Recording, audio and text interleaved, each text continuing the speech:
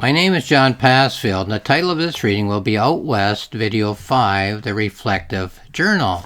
This is my novel, Out West, Cyril Passfield Out West, my dad's name, my dad's picture, the man at the bottom, the 23-year-old man who's blowing on the fire, and his friend Charlie.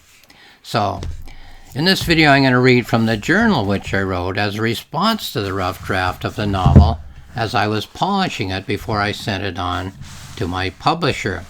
The title of the journal is The Making of Cyril Passfield Out West, and it can be found and accessed for free on my website, johnpassfield.ca.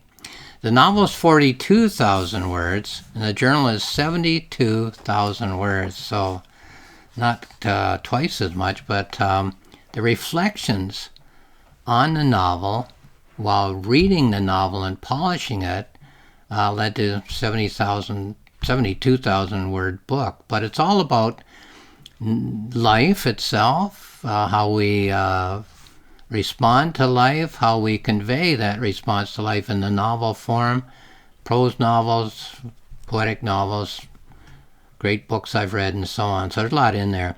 In the reading, I'm going to present 5 passages as a sample of what the Out West Journal contains. So here's the first one, the sources.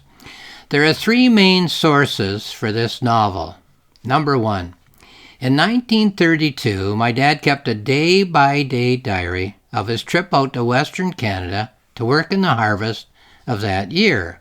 Number 2, in 1976, when my dad was 66 years old, I interviewed him about his life. I made a list of topics and asked him questions and audio recorded his answers. So I tape recorded him 43 years after he went out west as a 23-year-old, and part of that tape asks him questions and he gives answers about that trip. Number 3, in 1981, after my dad's death, at 72 years old, I typed his 1932 diary and read it to his friend, Charlie Thompson, the fellow on the cover with him, and audio taped Charlie's response to my dad's notations. So, 3 sources and lots of information then to make a novel out of. All of these records were made without any thought of writing a novel on the topic. I later collected them in a family book, Oak Street, The Passfields, which I will post on my website when this journal is completed. Well, the journal is complete. I have posted on my website. Here is that book, Oak Street, The Passfield Family. That's my dad and mom, and I'm the little guy in the middle, and my brother and sister, about 1947. On the back, I put 2 family photographs. People didn't take a lot of photographs way back when. So my mom is the little girl, and her dad and mom are seated, and her 3 brothers are standing. Her grandfather and aunt, the mom's sister, are in the top row, and that's back in England. And my mom's younger there than she is in my novel Ospringe, which I set on the eve of them deciding whether to leave England or not and come to Canada, but I had no group photograph that was any closer to that date. The bottom one, the Passfield family, 2 sisters aren't there. I don't know why, but my dad is the young fellow, the middle fellow with the white shirt and tie as a boy. His younger brother and his older brother are there. His dad standing and his mom seated, and his dad died at 54 of a railroad accident. So it's a family book. It's on my website.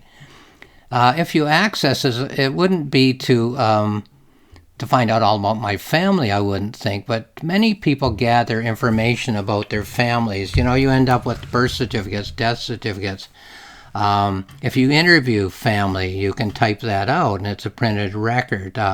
Lists of dates. I even went to the St. Thomas phone book and followed my family as they moved around, my 2 families, my mom's and dad's, as they moved around my hometown, St. Thomas. So you end up with all this information. So one Christmas, in time for Christmas, I put it all into a book, had it printed. It's not on Amazon. It's not a published book in a sense, though it has an ISBN in it, and gave it to my family. So I recall it was less than $20. So where can you get a Christmas present for that amount of money? It'd be more than that now, maybe. That was 2009, not 1909, 2009. Anyway, just a thought. It's there on my website if you want to have a look. Okay, here's the second passage. Through 2011 and 2012, I included my dad's novel in a list of novel topics that I intended to turn into novels. These notes refer to discussions in my planning notebooks of a breakthrough in my sense of novel structure, the picket fence novel structure. This was not completely new to me as a concept, but at about this time it became more clear to me as I was combining two image patterns. Number one, the horizontal pattern of imagery across all chapters. So when you write a novel, all chapters should be linked by a single topic, really, in order to make it a novel. And the vertical pattern of imagery, where an event is complete in one chapter, even though it might be linked with other chapters. So this seemed to have opened up my parents and other everyday people to my sense of appropriate novel topics. So the problem with family is that there's a series of episodes, all of which seem to be all by themselves. But if you can get something, and for me it's imagery, which links all the episodes together, key images that illuminate the whole life, then you have the picket fence, the upright and the horizontal. Okay, passage number 3. Is there such a thing as the present tense memory? I believe that there is. In fact, it strikes me that all dreaming, and presumably daydreaming, is in present tense.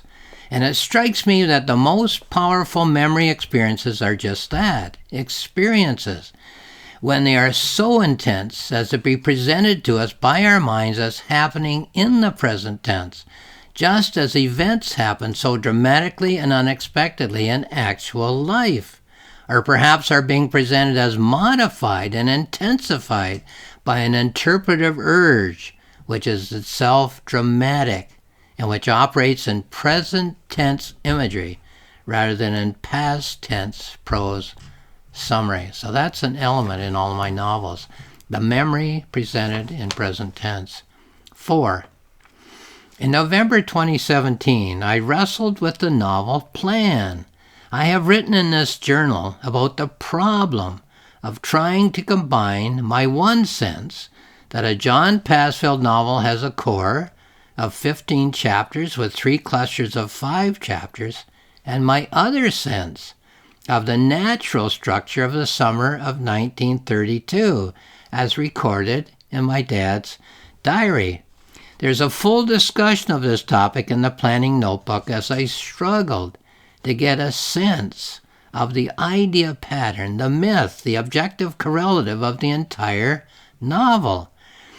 When I have the novel pattern and the chapter pattern for a novel, I have the novel in essence, the what and the why. All that is left is 1,000 decisions as to how to present the pattern in words, the how. So the what was the summer of 1932. I had that. The why was that it was mythical. A young person starts out on life, typical of all young people starting out in life. So I had the what and the why, but the how many chapters, what's in each chapter, and a million other, how does each chapter end? How does each chapter begin? 1,000 anyway, other questions. The how has to be worked out in great detail as one moves through the writing process. Okay, passage number 3. In November 2017, I wondered about the shaping for presentation of some of the key images of the novel. I had the novel pattern, so the next step was to consider the information of the original story as potential imagery for the novel version of the story. It was obvious to me that such informational events as the Great Divide, where the waters part in Alberta and go to the Atlantic and Pacific, climbing Beehive Mountain, mountain climbing as a unique experience in one's life, should be considered as key imagery. But in what image category should each be placed? Outer frame, vignette, life experience, these are technical terms for me. More than one category? and how many image units to give them. These were the questions which I'd asked myself about so much of the information, potential imagery of the story. The car filled with flowers, ? The small riding circus, the freighter to Hong Kong. Where do these images go? And should each have one image unit or an arc of many image units? These decisions of image placement and image emphasis used to be nerve-wracking for me, but now they're enjoyably challenging. So if you say to yourself, how many times do the witches appear in Macbeth? How many times are they mentioned in Macbeth? How many times does Fortinbras appear in Hamlet? How many times is he mentioned in Hamlet? Whether that was a conscious decision in each case by Shakespeare or a subconscious decision, it was still a question and a decision in each case. And that's the kind of thing I was wrestling with for my dad's novel. Now I'd like to read a note which I wrote for this video presentation. One of the most important images in all of literature, for me, has been the image of the green breast of the New World in The Great Gatsby by F. Scott Fitzgerald. I'm not suggesting that it should be so for any other reader of great literature.